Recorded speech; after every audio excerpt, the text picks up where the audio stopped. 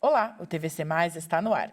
No programa de hoje falaremos sobre a integração de pessoas com deficiência na sociedade. E iremos conhecer um pouco mais da ONG Olá, Lar Assistido, que tem o intuito de promover a independência e valorizar as atividades realizadas por pessoas com deficiência. Para isso, recebemos em nossos estúdios uma das fundadoras da ONG Lar Assistido, Célia Ângelo. No terceiro bloco, vamos ouvir um pouco do trabalho do cantor Alisson Nascimento.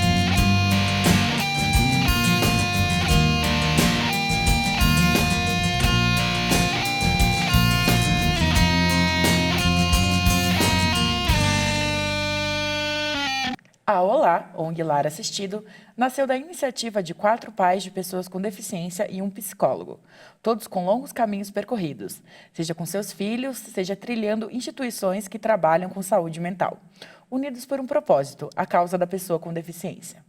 Para falarmos sobre isso e outros assuntos, recebemos a presidente e uma das fundadoras da ONG Lar Assistido, Célia Ângelo. Oi, Célia, seja bem-vinda ao TVC. Obrigada, muito obrigada.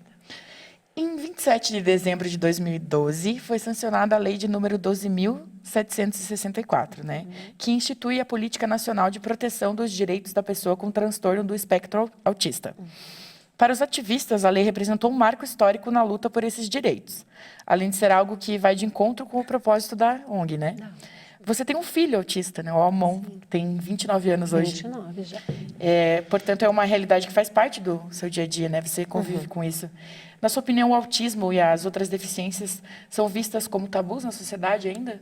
Pois ainda, né? Você veja, uma lei em 2012 para vir trazer algum benefício, alguma coisa a mais, né? Antes disso, os autistas nem categorizados como deficientes eram, né? Então, é claro que é um marco, é uma necessidade, é uma conquista, e a gente, como pai, sabe o quanto que cada um por trás abdicou, deixou do seu próprio filho em detrimento de estar com ele, levando alguma terapia ou estando mesmo com ele para lutar por essas conquistas.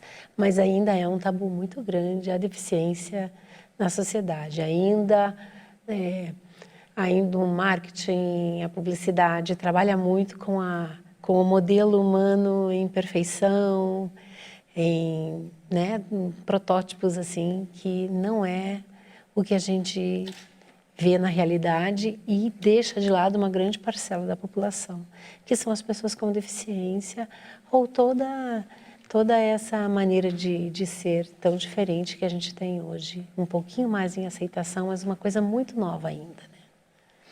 Essa questão dos direitos das pessoas com deficiência, ela pode ser ampliada para a necessidade de todo mundo, né, na sociedade. Sim. Você acredita que as leis existem para as pessoas, que para essas pessoas elas funcionam na prática ou não? Não funcionam, né, Fernanda? Algumas coisas a gente tem que pedir muito, correr muito atrás. Nós não somos como pais, como porta-vozes dessas pessoas que às vezes não sabem nem se defender no mundo, não somos às vezes bem recebidos, temos os nossos pedidos negados, são direitos, mas existem muitos critérios onde há exclusão. Podendo o governo não reconhece a pessoa com deficiência e não faz a parte dele. Nós ainda somos uma classe da população muito relegada ao ostracismo, ao esquecimento. Na ONG Lar Assistido, como que vocês trabalham a questão da independência e abertura para o mundo, uma vez que as pessoas atendidas, elas possuem restrições físicas e intelectuais? Isso é muito interessante, Fernanda, porque é um trabalho na OLA, é um trabalho que vem com uma cara mais moderna, uma maneira um pouco mais corajosa de se olhar para a pessoa com deficiência. Porque elas saíram de casa, até gerações mais antigas, as pessoas com deficiência eram escondidas para dentro de casa. Hoje em dia a gente tem elas na escola de educação especial, quando o nível de absorção da pedagogia é um pouco comprometido, a pessoa com deficiência tem na escola de educação especial um grande apoio para a sua socialização e para seu atendimento pedagógico no ritmo que ela pode.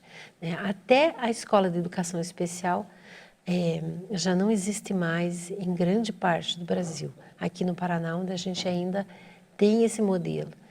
O meu filho, por exemplo, já que a gente já falou dele, né? Mas muitas outras pessoas com deficiência que não têm a questão da pedagogia possibilitada, apesar de muitos trabalhos que você venha a fazer, a oferecer, tem na escola de educação especial uma necessidade. E a gente já não tem nem esse modelo mais. Então, na OLA, a questão da independência e autonomia, ela vem com essa maneira assim, vamos olhar essa pessoa com o potencial que ela tem e não tentar encaixar no modelo convencional que toda criança é acolhida, que seria a escola pedagógica. Então, a gente oferece, para cima dos 16 anos, os desafios para essa pessoa. No gerir da própria vida, nós somos, digamos que, uma escola sim, mas uma escola de vida. Né? Cozinhar, cuidar de uma casa, sair com uma lista de compras, fazer a sua compra, voltar e todo o processo integral. Pegar uma linha de ônibus, isso, claro, dependendo do discernimento, da capacidade de cada um. E quais são as principais dificuldades em manter as atividades da OLA? Você sabe que a principal dificuldade, é lógico que a gente tem o lado financeiro sempre, né? O nosso projeto ele é muito apoiado só na dedicação desses primeiros pais fundadores. A gente ainda não tem nenhum apoio governamental financeiramente falando. A gente tem o título de utilidade pública municipal e tem em trâmite a utilidade pública estadual. Mas os primeiros convênios governamentais que uma iniciativa da sociedade civil vai estabelecer, ele vem com um apoio governamental no sentido do pagamento aos funcionários. Mas nós já temos funcionários. Então, né, isso está muito... Essa é uma grande dificuldade, a parte financeira. Nós temos que prestar conta ao governo da mesma maneira que ele ainda não nos apoia, com uma clareza muito transparente, assim, de todos os nossos gastos financeiros. Os nossos ganhos financeiros ficam por conta de eventos. A gente se vira nos 30, né? Tem que fazer muito evento para poder estar mantendo aluguel, que o governo exige que seja um aluguel comercial, você sabe que já passa uma categoria um pouco mais cara, e os funcionários em CLT. Então, é uma grande exigência em contrapartida de um bom tempo que a gente tem que ter muita garra, muita força nesse começo, para poder chegar num nível de reconhecimento governamental para que venha a contraproposta deles. Já continuamos nosso papo, então. Obrigada. O TVC Mais vai para um breve intervalo e já voltamos.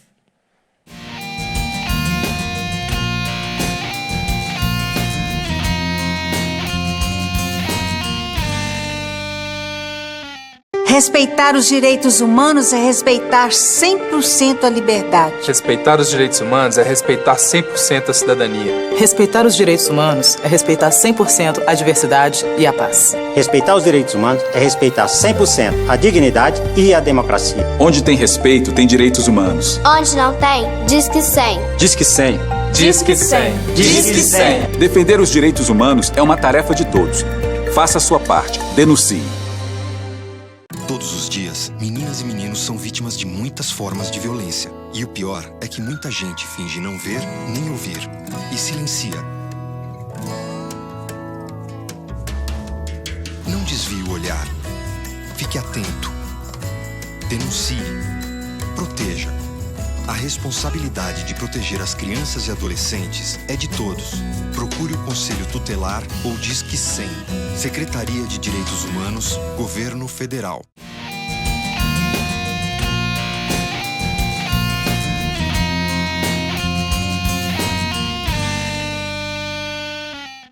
Estamos de volta com o TVC Mais de hoje, que fala sobre a integração de pessoas com deficiência na sociedade. Continuamos nosso papo com Célia Ângelo, presidente da ONG Olá, Lar Assistido. Célia, a curatela é um mecanismo de proteção para aqueles que, mesmo maiores de idade, não possuem capacidade de reger os atos da vida, né? Em relação a isso, qual que é o comportamento que os pais devem ter no momento que os filhos com deficiência atingem a maioridade? Olha, eu creio, né? Eu recebi esse conselho quando meu filho não era de maior idade, quando ele era ainda pequeno. Eu recebi esse conselho, eu achei que ele estaria longe demais, mas é um conselho muito válido, né? Desde da infância, a pessoa com deficiência deve ser tratada de uma maneira com bastante independência, bastante autonomia, com bastante exigência como qualquer outra criança. Nunca, em casa, os pais devem superproteger, tolher ou deixar de favorecer, de dar oportunidades a ele de se desenvolver. Arrumar a própria cama, tudo dentro das suas possibilidades, mas não fazer por ele, nunca. Então, assim, você está falando da parte de responsabilidade civil da pessoa a partir da maioridade. A gente vai passando por níveis. Quando a gente recebe um filho com deficiência, ele é pequenininho, ele é uma criança, você tem uma certa receptividade, um certo olhar da sociedade. Quando ele passa de 1,50 m de altura, que ele está chegando numa adolescência, que ele se apresenta já como uma pessoa não mais na infância, você vai ter uma outra recepção da sociedade em relação ao seu filho. E ali o teu trabalho como mãe, como cuidador primordial das pessoas já deve estar feito. Você já deve ter feito com que ele seja uma pessoa ainda mais do que o seu filho neurotípico, uma pessoa que se vira na vida, porque ele vai precisar muito dessa independência, dessa autonomia. Então, a tutela, a curatela são mecanismos civis que a gente pode se valer, dependendo do nível de desenvolvimento do seu filho, que são muito apropriadas, sim. Mas, no mais, dentro da parte emocional, dentro de um lar, sem olhar tudo para esse lado mais de advocacia, né, da parte jurídica, você deve sempre, de qualquer maneira, sempre provocar nele a independência dele. E como é a rotina do Amon hoje? Então, né, quando a gente tem uma pessoa com deficiência dentro de casa, as oportunidades não são muito abertas. Ele não pega um telefone para ligar para ninguém, ele não estabelece uma amizade. Tem um funcionamento um pouco diferente do que as pessoas desejariam, esperariam, para que ele estabeleça relacionamentos. Então, acaba que é uma pessoa que fica muito para dentro de casa. Eu procuro sempre estar ofertando para ele estar com 29 anos. Até hoje eu oferto para ele terapias, levo ele semanalmente a algum lugar onde hoje em dia ele tem uma caminhada por semana com a fonoaudióloga e o esposo da fonoaudióloga, que já virou uma amizade entre eles. Já tem um outro jovem que participa junto dessa caminhada. É assim que a gente, como pais, vai tentando trabalhar, porque não há, além daqueles que não conseguem ter, na fase adulta, uma vaga de emprego, estar inserido na comunidade, que tem um intelecto mais preservado e funcional, não há para essa população algo com que eles possam realmente ter um dia a dia com propostas. Recentemente foi lançado um aplicativo por uma brasileira, né, Ana Sarriso, que auxilia na alfabetização das pessoas com transtorno do espectro autista, né? E como que foi o processo de alfabetização do Amon, quando não existia toda essa tecnologia para auxiliar? Então, dentro do autismo especificamente, a gente tem uma variação muito grande para você classificar, para você dar o diagnóstico para uma pessoa com autismo. Ele tem 3 pilares básicos, mas a pessoa, mesmo tendo esses 3 pilares básicos, que seria a falta de sociabilidade, a linguagem alterada e o foco restrito de interesses, mesmo ela estando dentro dessas 3 bases, é muito grande a variação de expressões de cada um, né? A maioria da população tem uma maneira de pensar de que o autista é muito inteligente. Isso é um mito, porque 75% dos autistas têm a deficiência intelectual associada. O Amon não foi possível alfabetização para ele. Eu tentei muitos métodos com psicopedagoga dentro da minha casa e várias escolas por onde ele caminhou.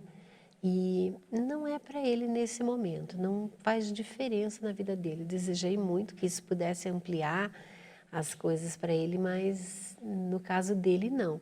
Mas a gente conhece ao mesmo tempo crianças com autismo que a partir dos 3 anos de idade, de uma forma em casa, sozinhos, estavam lendo. Então a gente tem essa variação muito grande. Só para a gente finalizar, então, Célia, qual que é o recado que você deixa para os pais que acabaram de receber o diagnóstico de um filho autista, em relação ao todo o aprendizado que você tem com seu filho? O diagnóstico de uma pessoa com autismo dentro da sua família é um diagnóstico que você precisa, com muito raciocínio, observar bem o caminho que outros já trilharam.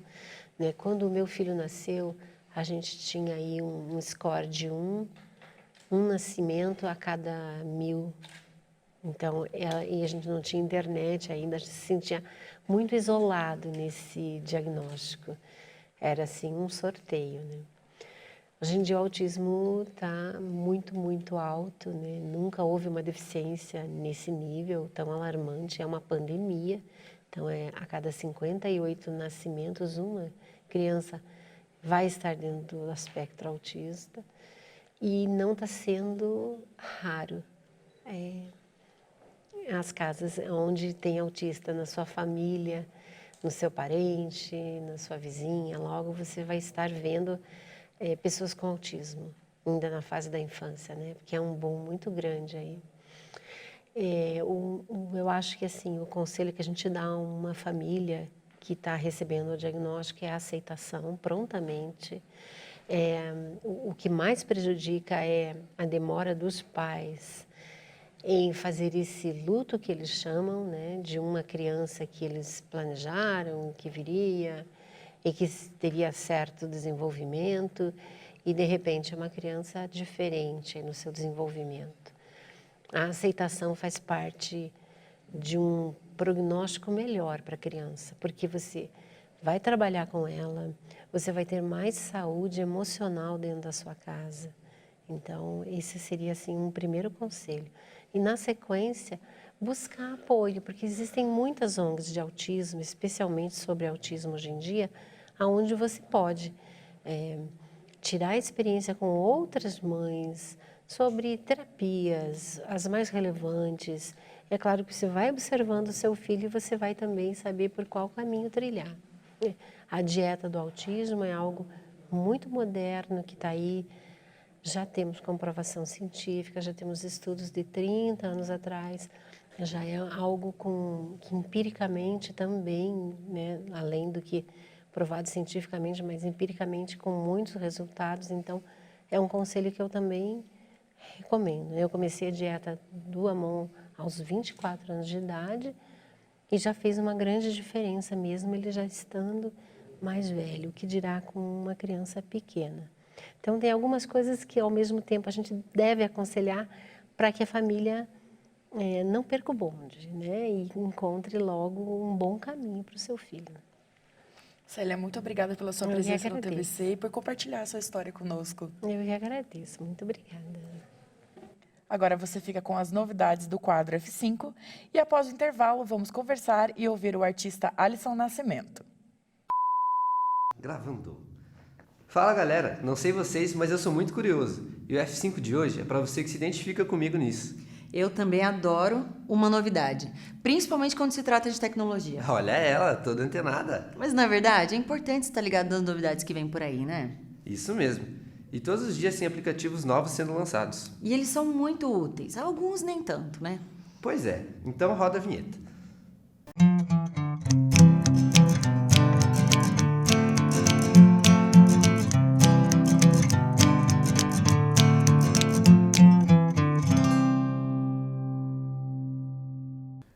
A gente sabe que os smartphones revolucionaram a rotina das pessoas, mas com certeza a criação de aplicativos tem muito a ver com isso. É verdade. As pessoas não precisam mais ir ao banco para pagar contas. Elas podem fazer isso pelo celular e com toda a segurança. Exatamente. E a vantagem é que o custo é bem mais baixo, sem falar na praticidade, né? E é possível pedir comida, carona, fazer diversas compras, inclusive de mercado.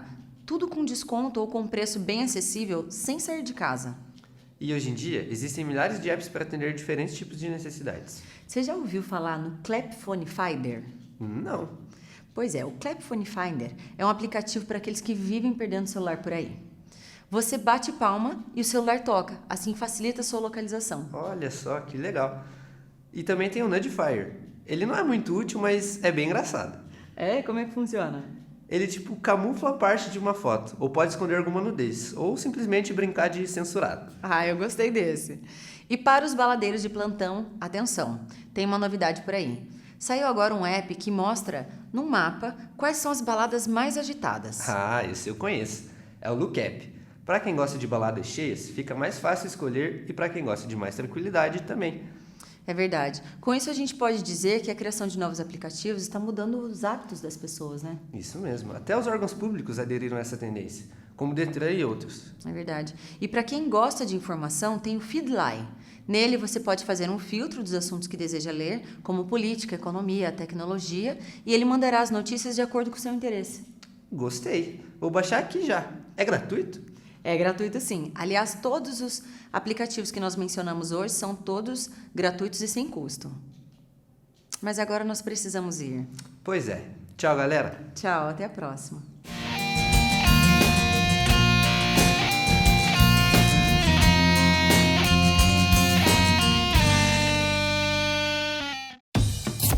Essa é a capivara, o maior roedor do mundo. O grande craque da seleção de Curitiba, o time mais eclético do planeta. Aqui não tem diferença, todo mundo joga junto. Homem, mulher, mulher fantasma ou estátua. E é claro, o nosso astro maior, capivara, o animal que foi convocado para dar um recado muito importante sobre preconceito no esporte. Bom, você entendeu. Todo mundo tem que se unir para proteger as crianças e os adolescentes da exploração e do abuso sexual. Por isso, a Childhood Brasil está lançando a campanha Brasil na Defesa da Infância. Eu, você, todos nós temos que ficar de olho. Entre em campo com a gente pelos direitos da infância. Para denunciar, diz que 100. Se eles vierem para cima, a gente vai com tudo na defesa. Entre em campo pelos direitos das crianças e dos adolescentes.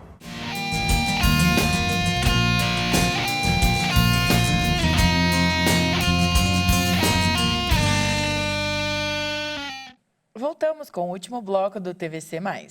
E agora recebemos o músico Alisson Nascimento. Seja bem-vindo ao TVC, Alisson. Opa, seja bem-vindo. Obrigado pela recepção aqui. Estou à vontade, hein? Como que começou a sua carreira musical?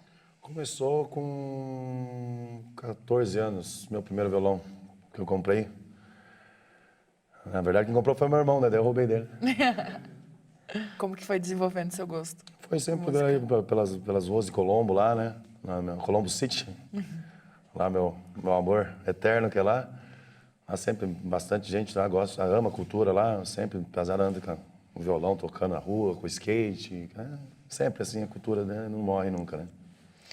E como que está o cenário do sertanejo atualmente? Atualmente também variado, né? Tem bastante gêneros, na verdade tem o funknejo, tem o sambanejo, tem o sertanejo universitário. E eu sou mais do sertanejo modão, né? Que era aquelas modas mais antigas, mas também, claro, eu gosto também das modas novas, são mais dançantes. Bem bacana também. Tem justamente muita diferença entre o sertanejo comum e o sertanejo universitário, né? Exatamente. Fala pra gente um pouco dessa diferença, por que a galera confunde tanto? Confunde, vamos dizer assim, porque eu acho que só escutam os modões, né, que eles falam que é modão, na voz dos cantores atuais, né? No caso eu, né? Pode ser, né? Mas a diferença é que quando é modão mesmo, que é os primeiros, né? Os originais. É Tonico e Tinoco, Tião Carreiro, Capataz... Tião Carreiro, Pardinho... Zezé de Camargo, Luciano, Chitãozinho Chororó, esses são os ícones, né? São os patronos, os mercenários da música sertaneja modão. E os seus projetos futuros, como que estão? Conta pra gente, vem CD novo aí? Vem CD novo por aí, o CD Comitiva Sertanego, que tive uma dupla antes, né? Era eu e meu irmão, Alice Jefferson, né? Agora ele resolveu ficar só com a família e deixou eu comigo aí a bronca aí agora de continuar o projeto. Daí estamos aí com o projeto aí de lançamento aí de CD Comitiva Sertanego. Vai ser 10 participações de Colombo e daí mais 4 nacional junto também. Tudo surpresa, não posso contar. Alisson, a gente quer agradecer muito a sua presença aqui no TVC. Opa, eu agradeço muito pelo convite aqui, estamos aqui junto, aqui precisando da gente. Então, bora de música. Bora de música. Faço minha, faço modão, vocês que mandam. Fica à vontade. Fazer a minha aqui, uma minha aqui, que a composição é minha e o lançamento tá aí também. Como te esquecer?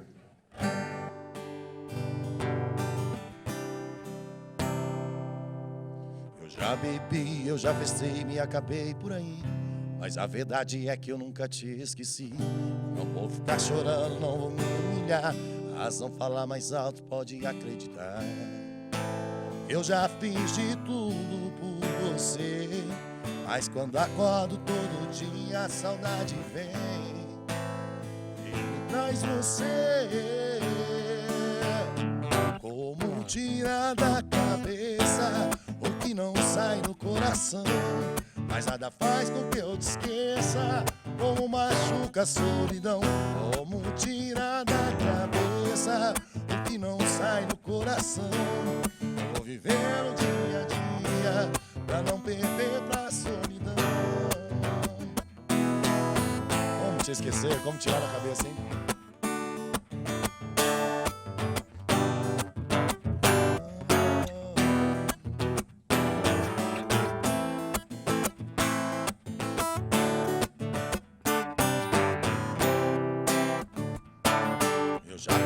Eu já festei, me acabei por aí. Mas a verdade é que eu nunca te esqueci. Não vou ficar chorando, não vou me humilhar. A razão fala mais alto, pode acreditar. Que eu já fiz de tudo por você. Mas quando acordo todo dia, a saudade vem e me traz você. Como tirar da cabeça o que não sai do coração, mas nada faz com que eu te esqueça. Como machuca a solidão. Como tirar da cabeça o que não sai do coração. Eu vou viver os dia a dia pra não perder pra solidão.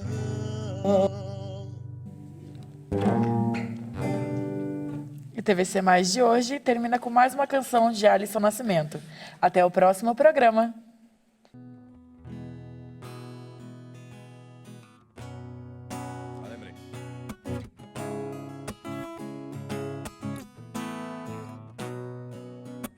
É desse jeito, não tá difícil esconder. Sei que já deu pra você. Vamos terminar. Chega dessa história de brincar que estamos bem.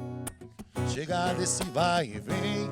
Você não me engana mais. Eu vou curtir, não fico Baixe o cinto nesse trem. Você não é santa, vê se manga. Tudo de bom pra você.